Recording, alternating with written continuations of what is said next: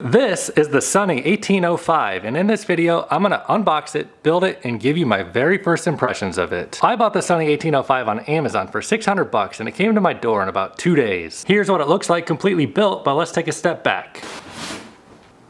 Here it is. Okay, I got the Sunny 1805 unboxed, so let's take a first look at the components, then I'll build it, and then I'll get on it and give you my very first impressions of this Sunny bike. This bike feels like a really nice bike, honestly. First of all, this looks like it's going to be the very easiest bike I have ever had to assemble out of the one or two bikes I have. This is literally all there is in the hardware package. No nuts and bolts really, just this stuff. Let's take a look at the handlebars. They're a very unique shape. You see they just have like these long handlebars going forward and not really a lot of that diagonal stuff and horizontal stuff you see typically going on handlebars. The handlebar material feels really nice. It's rubberized and it has a nice thick diameter to it. Also, you get a nice little tablet holder here. One of my very first impressions here on the tablet holder, it probably would be a little bit better if there was a little lip to kind of hold the tablet on a little more securely. I've really been looking forward to this 1805. One thing about these is the handlebars they have like a really long extension here. Moving on over here to the stem for the handlebars, the first thing we can notice here is there is a adjustment here to move the handlebars forwards and backwards. So that's great. Also, there is no holes on the stem here that you have to click into, so you will get those micro adjustments in terms of moving the handlebars up and down. The measurements go from 1 to max, so you will be able to get a very precise handlebar adjustment. Looks like that knob will go right into there, which will go onto there, and you can adjust them. Here's what the seat post looks like. There's also no holes to click into, and you get those adjustments from 1 all the way to 24 or max here. So you will be able to get precise seat height adjustments as well. And as you would expect, you can move the seat forwards and backwards here with no holes to click into either. Speaking of seat, here's what the seat looks like. It is a rather wide saddle. It has a little hole cut out in the middle, and on the bottom side there are some fairly firm supportive springs back here, and it says Sunny on the back. So this seat looks very similar to the Gerotto X2 seat, except for this one has a cutout. This is not a comparison video, but this is the Gerotto X2 seat. It's pretty wide. The other Sunny bike, the SB-1805, which I will be comparing this bike to in the future, has a more narrow seat, even though it does have a cutout in the middle. And even though the seat on the Sunny 1805 looks similar to the seat over here on the Yosuda bike, I assure you the Sunny seat is much better than the Yosuda seat. Comes with one water bottle holder, and at first glance it looks like the pedals are the exact same as on the Sunny Model 1002 model. They don't have the cleats to clip in on the pedal. However, it looks like there is a spot on there that you can add them if you would like. And then the other side is cages. Actually, these pedals that come on the Sunny are the exact same as what comes on the Schwinn IC4, except the Schwinn IC4 gives you the cleats here. I can see the part number here, JD3004, JD3004. So literally the exact same pedal on the Schwinn IC4 as the Sunny, and you could just add this little part onto it if you want. So I'm already getting some comparison video ideas. You know, that Schwinn IC4 probably going to go head to head against the Sunny 1805. I mean, they are both belt driven, magnetic resistance, same pedals. They both have that forward and backward handlebar adjustment ability. I really have high expectations here on the Sunny 1805. Let's get into it here. Oh, I should also mention, $600 bike versus Schwinn IC4 is $900. And before I get to building, let's take a look at the stabilizer bars. So this one has the really nice rolly wheels up front. These are some like rollerblade quality wheels. Like, these are nice, much better than most of the other bikes I have. And we'll have to remove this little block and take out this bolt. And it looks like we get to reuse this bolt for the first time on any of these builds. Let me flip this thing over and show you something I noticed. It looks like these might not be adjustable feet on the front of the Sunny 1805. So unless I'm missing something here, it looks like the front feet aren't adjustable on this bike, which is the same way the Nordic Trek and Proform does it, but the back feet are adjustable, so that's all that matters. This bike is magnetic resistance, and I have to admit the magnetic resistance isn't the prettiest thing I've ever seen, but we'll see how it feels. You know, that's the important part. It looks like there is a leather pad here. So the brake is a leather pad. So maybe the benefit here of these magnets being like this is they look like they're really easy to get to if you want to get in there and modify them if the max resistance isn't as high as you want it to be. However, we'll get into what the stock max resistance feels like in just a moment. Here's what the resistance knob looks like. It is a physical resistance knob that controls a magnetic resistance. It seems totally fine. It looks like the resistance changes pretty quickly too. You just kind of turn this and the magnets move along pretty quickly. Here's a quick peek at the rear stabilizer bar. Just flip it on over and we can see these are adjustable rubber feet on the bottom here. So if your floors are not flat like mine, you'll be able to get it flat with these. Oh, and of course the flywheel. I think it's 44 pounds on the 1805 and it feels very substantial, very quality flywheel. And this is magnetic resistance, 44 pounds. The 1005 is a 49 pound flywheel, but it is a physical resistance pad, so that extra mass is beneficial there. I think this is gonna be a great bike. So the first step is you remove these.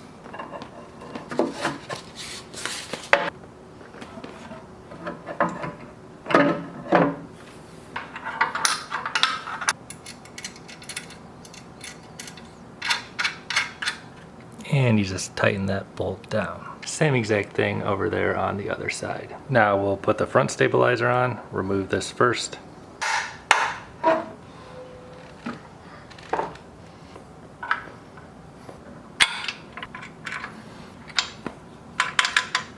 Put the seat post on. Got it on max for now. Grab your number 16 knob. You might need to push this piece out and put the stem on. Pro tip for you, if you can't get this in a place for leverage, you can always pull it out and reposition it. And then, look at that. Next step is for the handlebars to go on. Don't forget your washer. So that little tip I gave you might come in handy down here because, you know, you could get yourself in a position here. Yeah, like that. So you can just pull down and reposition it.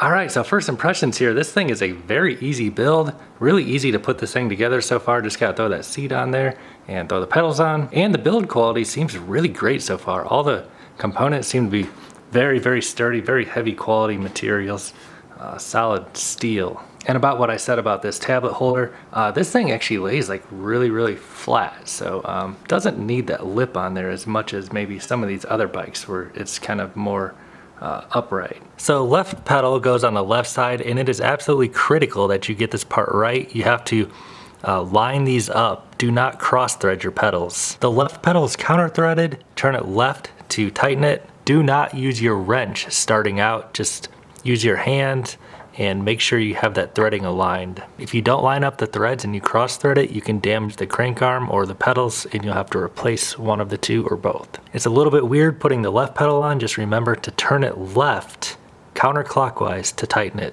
After you have the pedal started, just by using your hands to hand tighten it, then you can get out your wrench and fully tighten it. Pro tip for you, you can press down on the stop to hold the crank arms in place while you tighten it.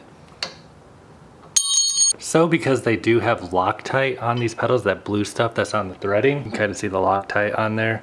That does make the pedal actually quite a bit more difficult to put on. So I actually got out my pedal wrench to put these pedals on because this little wrench here was pretty difficult to get the pedals on, honestly. So just make sure, be careful if you do have to use this tool.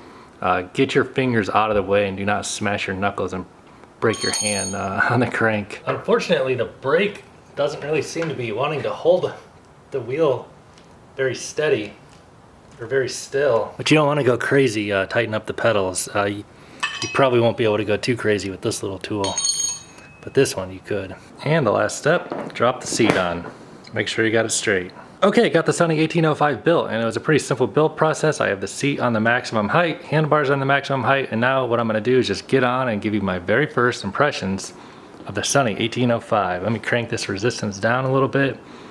Hop on up here. I think the seat's gonna be too high. So generally, like the Sunny 1002 back there, it was a really high max saddle height. So these bikes tend to be good for people who are tall. And yeah, I think that the seat is a little too high for sure. You can see my knee is fully extended with the saddle on the maximum height. So let me drop that down real quick. So I dropped the saddle down to about 23, where before it was on max. Let's see how this feels. Okay, that's better. All right, let's feel out the drivetrain here. Let me just crank the resistance down. It's quiet, smooth. Let me put my feet in the cages. Oh yeah, flywheel has got good inertia. It's heavy. Definitely didn't stop very easily there. So I put the resistance down to minimum.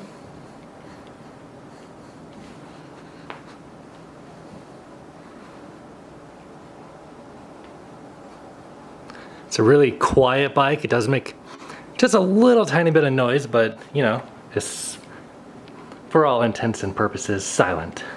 So the minimum resistance is really light. You know, the flywheel mass is 44 pounds, so it takes a little bit of effort to get it going, but that heavier mass helps even out the cadence when you're riding. So I can notice this seat is not my favorite, you know. I don't prefer these wide seats though. I prefer like a skinny and firm seat. Everybody has their own saddle preferences. Drivetrain definitely feels really smooth though. So let me add on a little bit of resistance. It's like 1 turn, 2 turns, 3 turns.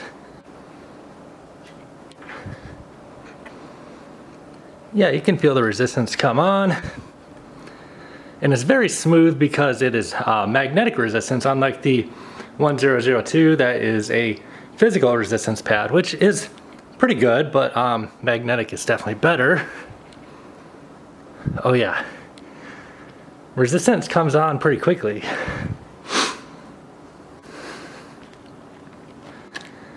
Yeah, that resistance is getting pretty heavy pretty quickly. Why not just crank it up? Let's see what the max is like. Oh. So that's as far as it goes. It stops turning. Definitely has a pretty high maximum resistance. So we'll talk more about the maximum resistance and do more comparisons with that in other videos. This is just like my first impressions. Max resistance is definitely really good on this bike. Let's talk about hand grip position. So here on the front, you have this one bar that goes across. My hand fits on there. You know, I'm 6'5", kind of a big hand. There's enough room for it. Pretty much only one place to put it though, for the flat position. You do get these ones, this one, and these are really, really long. And if you don't have a tablet there, I suppose out here you have kind of 2 grip positions. The handlebars seem good. I like them. There's a place to put your tablet, so that's nice too. At 6'5", with the handlebars all the way up, my knees can possibly hit the handlebars if I lean forward. But I mean, if you're hitting your knees on the handlebars, that just means you need to have your booty back a little bit. I do have the handlebars quite a bit forward as well. So let's adjust those. Or I'm sorry, I meant to say the handlebars are like really far back this way. So yeah, the handlebars are actually all the way towards me because, you know, I like riding with my handlebars closer to me generally. However, they can go way, way out here. So it's really nice that this bike has the forward-backward adjustment because not even the $2,500 Peloton Bike Plus has that ability. So once you get those handlebars a little bit further away from you, definitely plenty of clearance for a tall person. And even when they were all the way towards me, it was still fine. So riding position of the Schwinn 1805 seems pretty good. You know, I'm happy with it. Pretty comfortable riding position. And I really actually do like these really far extended out handlebars as well. This is really just my unboxing and initial impressions of the Sunny 1805. First impressions are You know, I really like this bike. I am gonna have a lot more videos on this bike. I'm gonna have a full review coming on it with a tail happy score. So be sure to subscribe and check out those videos in the future. Also, I have a link below this video if you wanna check out the specs and current pricing of the Sunny 1805. And if you do wanna buy this bike, if you buy it through the link in the description box, that does help support this channel and I would appreciate it. This is a $600 bike. Magnetic resistance, massive flywheel, 44 pounds I believe. Very smooth feeling bike, and it's really it's gonna bring up a lot of questions about some of these other bikes back here. The Schwinn IC4, 900 bucks. I think this will be a great head-to-head comparison coming soon. Also, the Echelon Connect buried back there. That's a $500 bike. You know, I think the Sunny might actually be a better machine in terms of drivetrain feel. Obviously, it doesn't have any electronics or Bluetooth on it, but that opens up a whole new world of options for you. You can customize this bike doing a lot of different things with it. For instance, you can throw on the Wahoo cadence sensor or some sort of cadence sensor onto the crank arm, get your feedback metrics, add your own tablet up there, follow along any classes you want, or throw it in front of a TV and do any sort of classes you want. This bike could be a great compatibility option with the new Apple Fitness Plus or the Peloton digital app. And don't worry, we will be comparing it to the Peloton Bike Plus, you know, $2,500 machine versus $600 machine. And I think the Droto X2, that's gonna ask a lot of questions too. I mean, it's gonna bring up a lot of questions. Droto X2 is magnetic resistance, belt driven. I think the Sunny might have a higher maximum resistance, but we'll find out. Also, the adjustability on the Sunny with all those micro adjustments and the really high saddle height, you know, I think this 1805 has, it's probably gonna have a lot of these other bikes a little bit worried. Anyway though guys, we're running out of daylight here. This is just my unboxing, first impressions and build video. Give me a thumbs up if you found this video helpful, and any questions or comments, leave down in the comment section below. Subscribe, and I'll see you in my next video.